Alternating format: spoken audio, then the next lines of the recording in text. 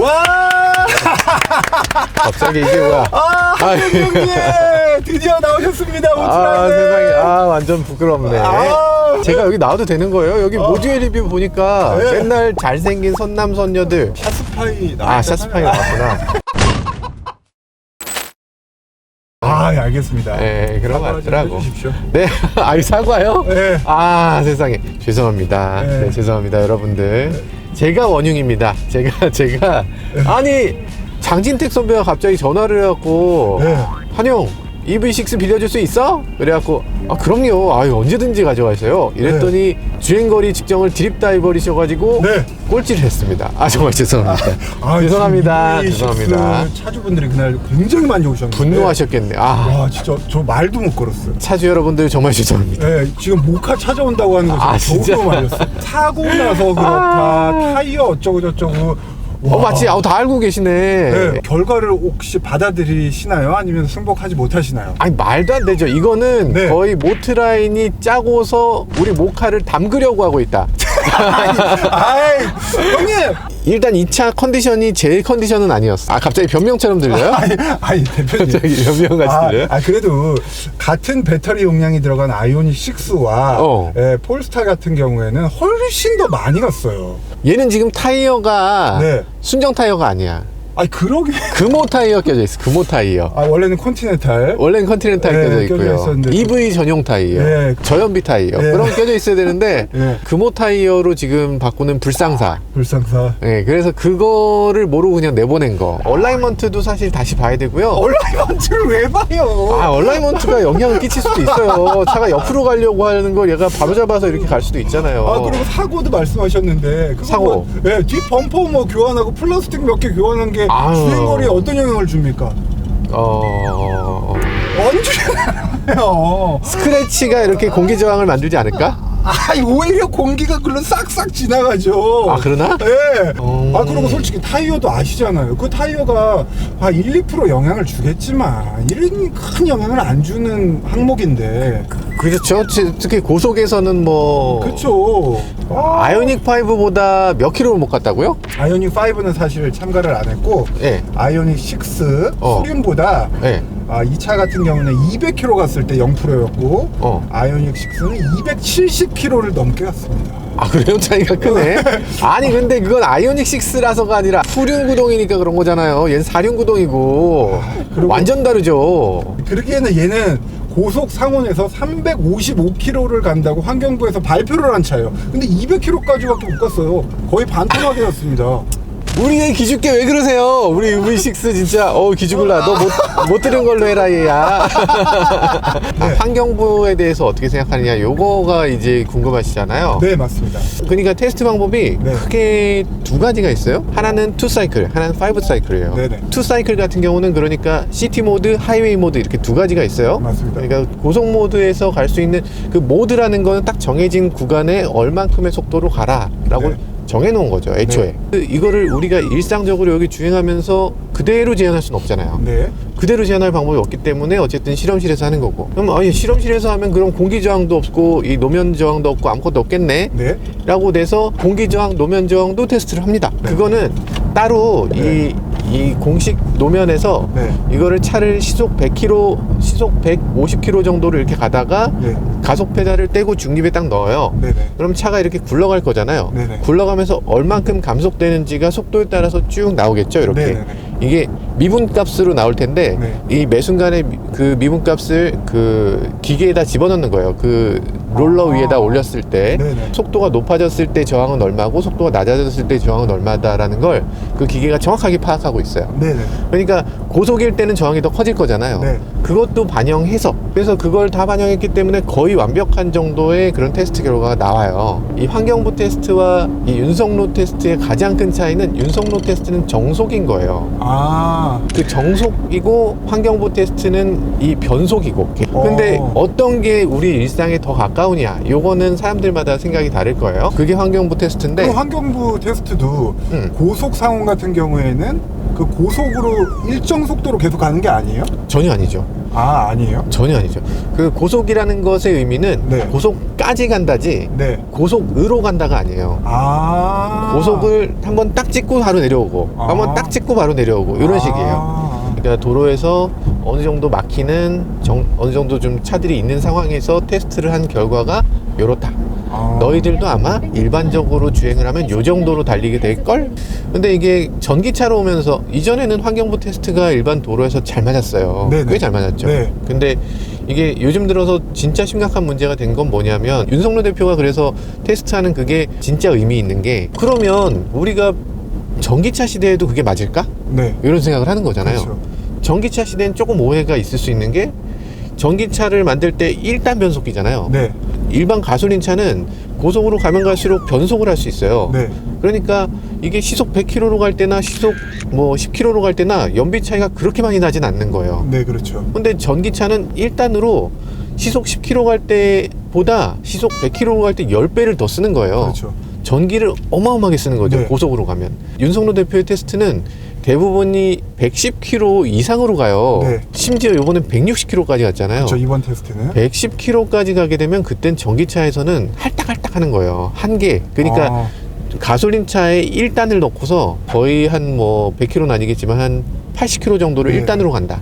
그러면 얘 기름을 어마어마하게 먹겠죠. 쏟아붓고 다니는 쏟아붓는 거죠. 네. 전기차도 같은 개념이에요. 일반적인 가솔린 차는 급가속을 할 때 연비가 뚝 떨어지잖아요. 네. 전기차는 급가속할 때 연비가 떨어지는 것보다 고속으로 정속 주행할 때 연비가 훨씬 더 많이 떨어져요. 근데 저희가 테스트하는 거는 항상 더 초과해서 더 많이 나오거든요. 주행거리가. 그렇죠, 그렇죠. 네. 근데 그거는 네. 왜 그러냐면 네. 이 환경부에서 테스트할 때는 테스트를 다 한 다음에 네. 거기다 일괄 0.7을 빼버려요. 그쵸, 0.7을 맞아요. 곱해버려요. 네. 그러니까 30%를 제외하는 거죠. 네, 그렇죠. 왜냐하면 일상적인 사람들이 주행하면 그거보다 낮게 나올 거니까 미리 네. 빼버리자라는 개념이기도 하고요. 네. 아까 사이클이 투 사이클이라고 했잖아요. 네, 네.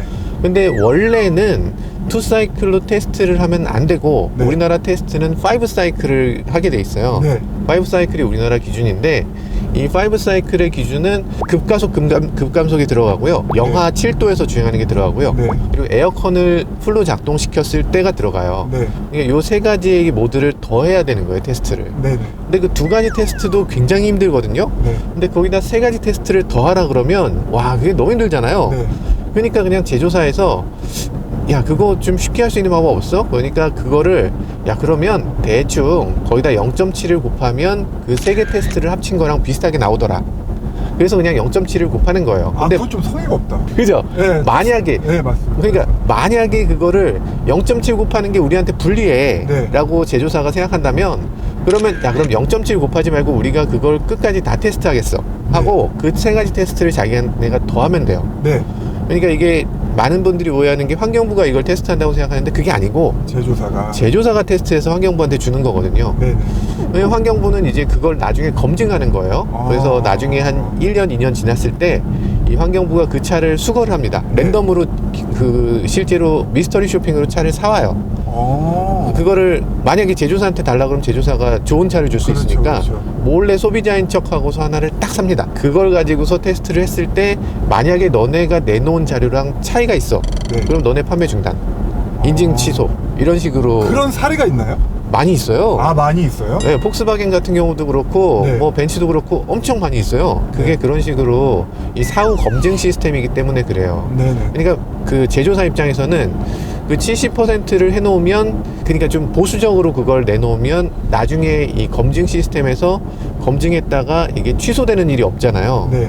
그러니까 좀 보수적으로 잡는 경우가 있죠, 요즘은. 그래서 70%를 그렇게 곱하고 나니까 네. 윤석열 대표님의 테스트에서 대부분이 그 주행거리보다 더 가는 경우가 생긴 거예요. 네. 근데 그 중에서 몇 가지 70%를 받지 않는 회사들도 있어요. 테슬라? 테슬라. 어. 테슬라는 이게 곱하기 70을 하지 않은 것 같아요. 네. 제가 정확하게 파악은 못했지만 네. 그 5 사이클을 다 돌린 것 같아요. 그거는 추측이신 거죠? 추측이에요. 아. 추측인데 이유가? 이상하게 잘 나왔어요. 아. 이렇게까지 잘 나올 수가 없는데 이상하게 잘 나왔어. 참고로 이거는 한영이 형도 그렇고 저도 모델3를 차줍니다. 예. 아직 안 파셨죠? 그럼요. 네, 아직도 사랑합니다, 테슬라. 네, 퍼포먼스, 그럼요. 롱레인지. 그럼요. 네. 그래서 아마도 테슬라가 이게 기준보다 그냥 일반적으로 생각하는 그런 수치보다 좀 높게 나왔는데 네. 이게 5사이클에 보통은 2사이클만 하고 나머지를 곱하기 0.7 해버리는데 네. 테슬라는 좀 자신이 있었던 것 같아요. 영하의 온도라든지 뭐 이런 그 여러 상황들이 좀 자신이 있어서 그걸 나름대로 다 테스트를 하고 그 결과를 좋게 받아낸 게 아닌가 싶어요. 아 근데 저희가 의심을 하는 포인트는 걔는 이제 회생제동을 끌 수가 없다. 그거는 그렇게 큰 팩터는 아닐 것 같아요. 아 그래요? 2열의 에어컨이 걔네는 자동으로 꺼진다. 뭐 그런 점들을 저희는 약간 미심쩍어 하고 있거든요. 기준 자체, 테스트하는 환경 자체가 조금 더 유리하다. 아니 근데 네. 그 테스트라는 건 아까 말씀드렸다시피 제조사가 네. 해서 주는 거거든요. 네. 그러니까 테스트 방법을 만약에 끌 수 있다고 해도 네. 이걸 끄진 않아요. 그러니까 그 마찬가지로 네. 이 배기가스 가다 보면 차가 뭐 AMG 같은 거 소리가 막 바바바바바 나잖아요. 네네. 근데 그게 여기 보면 끄는 기능이 있잖아요, 소리를. 네. 그러면 그걸 반드시 끈 채로 테스트하지 네. 배기를 켠 채로 테스트하지 않아요. 네네. 그러니까 그거는 이 환경부가 선택하는 게 아니고 환경부에는 그걸 어떻게 해야 된다는 규정이 없거든요. 네. 환경부나 뭐 이런 데서 그 테스트하는 규정이 없으면 제조사가 가장 유리한 방법대로 테스트하게 돼 있어요. 아무튼 그 환경부가 네. 이 제조사한테 철퇴를 가하는 그런 기관으로만 생각하기도 쉬운데 네. 사실은 제조사 모두가 다 공평하게 이렇게 해야 되고 그렇기 때문에 제조사가 원하는 그 테스트 방법이 옳다면 네. 그거를 받아들이는 그런 입장에 있어요. 그래서 아. 만약에 제조사 입장에서 야 이거 억울하다, 우리 입장에서는 이게 새로운 기능을 넣어서 이게 연비가 되게 좋아질 수 있는 이런 특별 기능을 넣었는데 너네가 이걸 받아주지 않으면 너네 불공평해 하고 컴플레인 할 수 있습니다. 어쨌든 납세자고 아. 제조사 또한 이제 수많은 그 국민들이 속해 있는 그런 어떤 업체이기 때문에 아니 이건 소비자의 권리를 너네가 침해했다라고 했을 때 그거를 환경부가 이렇게 방어할 논리가 없잖아요. 네네. 그래서 환경부 입장에서는 그런 뭐 새로운 기능들이 생겼을 때 회생제동이라는 게 생겼을 때 이런 걸 받아줄 수밖에 없어요. 회생제동을 끄고 해라 이렇게 하는 경우는 없습니다. 무조건 그거는 제조사가 가장 잘 나올 수 있는 방법대로 하는 거예요. 아 그럼 테슬라가 머리를 잘 썼네. 일단 끄고 못 끄고의 기능은 상관없이 누구나 네. 다 켜고 한다는 거죠. 아. 회생제동은 누구나 다 맥시멈으로 하고서 테스트를 하는 건데 근데 테슬라는 그런 정도는 아닌 것 같고 네. 근데 그 테스트하는 방법은 어쨌든 좀 다르게 조금 더 타이트하게 한 것 같아요. 보통 아까 말씀드렸다시피 사후 검증에서 떨어지면 그때 제조사가 정말 큰일 나는 거거든요. 네. 근데 테슬라는 약간 그런 거에 대한 배짱이랄까 그런 게 있잖아요. 뭐 깔려면 까든가 뭐 취소하려면 하든가 뭐 이런 식의 그렇죠, 그 그렇죠. 약간 좀 건방 뭐 이런 게 있잖아요. 아 그래도 이번 테스트 이 의미 있다고 좀 얘기해 주세요, 대표님. 아 의미 있어요. 그렇죠. 그러니까 어떤 측면에서 있습니까? 재미로. 아이 대표님. 아 형님. 아니야 농담이고요. 네, 그 말씀해 진짜로 주시죠. 네. 문제의식을 딱 제기하는 것에 정말 중요한 것 같아요. 그러니까 네. 우리가 지금 아까 말씀드렸다시피 FTP 7호라는 모드가 정말 오래됐어요. 네네네. 정말 오래됐고 사실 그게 전기차 시대에도 맞는가 이걸 얘기해 볼 필요가 있어요. 왜냐하면 네네. 그게 가솔린 차에서는 속도가 높아져도 그게 뭐 크게 달라지지 않았는데 네. 이젠 속도가 높아지고 정속 주행했을 때는 전혀 다른 결과가 나온단 말이죠. 그렇죠. 사실 고속도로 다 110km로 가잖아요. 그렇죠. 110km 고속도로 가는 사람은 그럼 어떤 차를 선택해야 되는가 요거 얘기를 해볼 필요가 있지 않을까? 환경부는 진짜 이 도심 이 뭐 막히는 고속도로 네네. 이런 것까지밖에 테스트를 안 하니까 네네. 그게 전기차 시대엔 하나도 안 맞는다는 얘기를 지금 던져주고 있는 거거든요. 네네. 그 메시지가 되게 좋은 것 같아요. 아유. 초고속의 영역이라는 게 뭐 굉장히 재밌고 일단 흥미롭고 얼마나 취약한지도 알 수 있고. 그렇죠. 네. 자동차 전기차라는 게 저속에서는 되게 괜찮지만 네. 조금만 마인드 컨트롤을 잘못하면 고속으로 달리게 돼요. 네네. 되게 되더라고. 왜냐하면 기름값이 안 들잖아. 그렇죠. 그렇죠. 너무 싸요. 네. 만약에 여러분들이 휘발유를 넣는데 휘발유가 리터당 500원이야. 네. 리터당 300원이야. 이렇게 네네. 되면은 정말 리터당 300원이면은 가끔 마시기도 하고. 그렇죠. 밟고 싶잖아요. 네. 왠지 밟아도 되겠네. 네, 이런 네. 생각 들잖아. 네. 전기차에선 그게 되게 심해요. 전기차에서는 서울에서 부산 가다 보면 어느 순간 자기도 모르게 막 말할 수 없는 그런 속도로 막 올라가더라고요. 연륜이 있으니까 또 이렇게 또 자연스럽게 표현을 해주시네. 그러니까. 우리 형님 진짜 연륜이 묻어나왔다. 근데 그게 가져오는 그 악 영향, 생각해보면 우리가 전기차를 탄다는 건 사회적 책임도 어느 정도는 그것 때문에 하는 건 아니지만 마음 한켠에 그래도 내가 그래도 사회에다 좋은 일 하고 있어, 이런 마음이 조금은 있잖아요. 그렇게 밝게 되면 결국에는 내가 휘발유차보다 에너지를 더 쓰는 결과도 올 수 있어요. 그렇죠. 그거는 사실은 바람직하지 않고, 그리고 그렇게 고속으로 달렸을 때 생각한 것보다 훨씬 적게 간다. 그놈들 때문에 전기료 계속 오르고. 맞아요. 도 지금 국채 발행한 데가 힘들고. 이 새끼들. 맞아요. 맞네. 그러니까 속도를 한 30% 올렸다. 이게 30% 더 떨어지는 게 아니라 그거는 뭐 100% 떨어지고 200% 떨어지고 뭐 이런 식으로 어마어마한 양이 떨어지게 되니까 그런 것들 좀 신경 써서 내가 이 정도로 가속하면 안 되지, 이렇게 마음 먹게 하는 그런 메시지, 이런 것들을 잘 전달해 주신 것 같아요. 윤 대표가 큰일 했네. 좋은. 그렇죠. 예. 윤 대표님 큰일 하셨어요. 이런 거 사실 아무나 할 수 있는 건 아니니까. 못해. 네. 윤 대표님만 할 수 있는 거예요. 네, 저는 사실 그거는 환경부가 테스트했는데 그걸 우리가 어떻게 해? 뭐 그거를 해서 사람들이 혹시 비웃지 않겠어? 이런 걱정도 되고. 네, 맞습니다. 아직도 기다려? 사지마! 렌트해! 네, 사실 우리 형님께서는 기자 생활부터 해서 이 바닥에 지금 몇 년째 계신 거죠? 기자 생활까지 다 해가지고 2003년 4년에 시작했으니까 20년 가까이 됐네요. 아직 20년 아니고요. 네, 그러면은 진짜 그 수많은 시간 동안 가장 마음에 드는 차, 기억에 남는 차 뭐예요? 제가 처음 기자 시작하고 첫 번째 시승한 차가 포르쉐 박스터예요. 진짜요?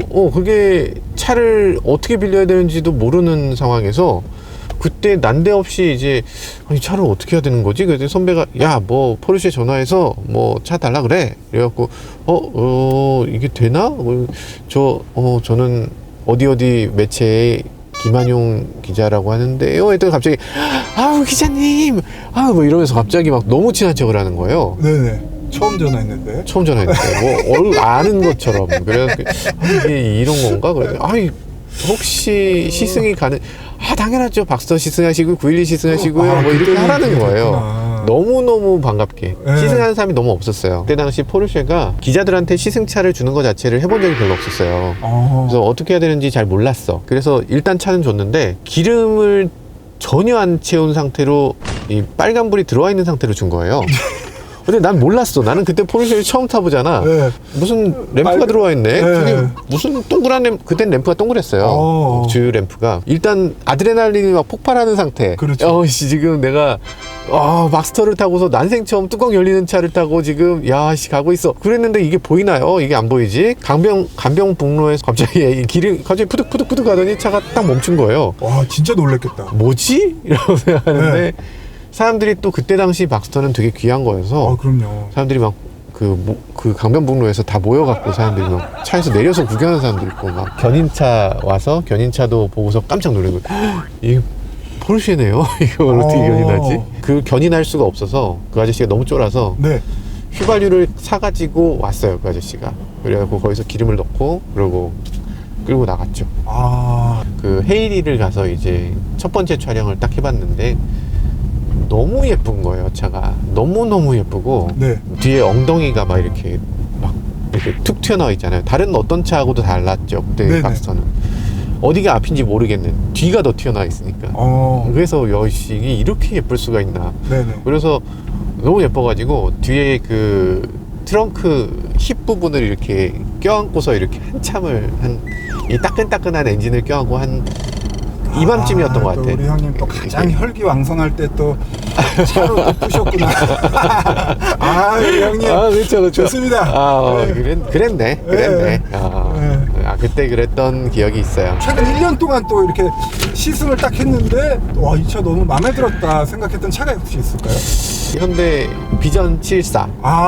현대가 만든 슈퍼 스포츠카. 비전 74는 옛날에 포니 쿠페라는 자동차가 있었고 그리고 그게 토리노 모터쇼에 나왔고 74년도에 근데 그 차가 실물이 어디 갔는지 모르겠는 거예요. 그냥 없어져 버렸어, 차가.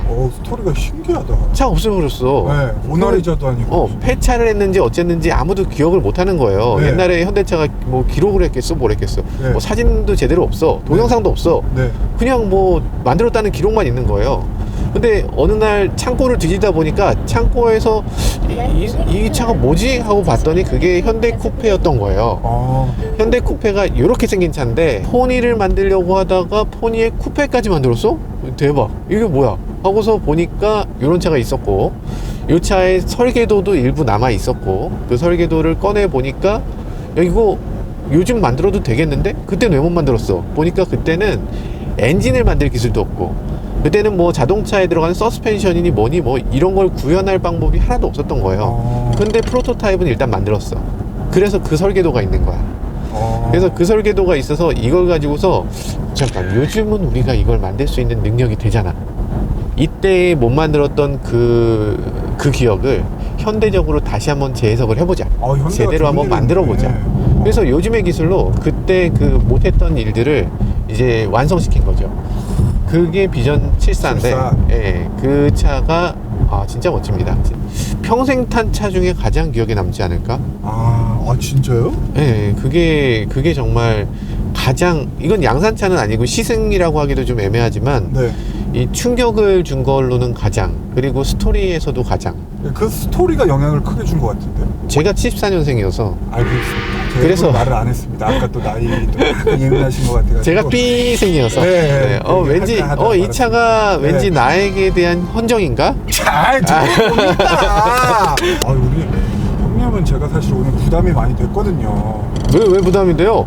사실 또 어떤 질문을 해야 되나. 내가 우리 모델 리뷰 찍을 때는 일반인 분들이 대부분이기 때문에 제가 마음껏 요리를 하는데 형님은 워낙에 저보다 경력도 많으시고 이 업계에 있어서 지식도 많으시고 하기 때문에 내가 너무 또 허접한 질문을 했다가는 무시당하지 않을까. 네, 그랬는데 아니 근데 너무 질문 준비도 많이 하시고 너무 잘하신다. 왜 그러십니까 형님? 제가 모델 리뷰 보면서 와 이게 저렇게 훌륭한 콘텐츠를 뽑아낼 수 있는 PD가 있다니. 혹시 이직 생각해본 적 있어요? 언제나 그것도 조용. 그런 거는 사실 또 이렇게 좌식에서 알겠습니다. 식사예요, 식사. 아시는 거죠. 윤 대표님 연봉 올려주셔야 될 것 같아요. 안 그러면 바로 넘어오실 수 있습니다. 알겠습니다. 그러면 우리 모트라인에 정식으로 어떻게 보면 처음 나왔는데 마무리 인사해주고 마무리할게요. 아쉽다. 네. 모트라인 구독자 여러분들 대단히 감사합니다. 제가 이렇게 부족한 게 많은데 아마 지금 벌써 안 봐도 뻔해요. 악플들이 쏟아질 것 같은데 너무 악플 달지 마시고요. 누가 우리 형님한테 답니까? 그런가? 네. 모트라인 놀러온 김한용이었습니다.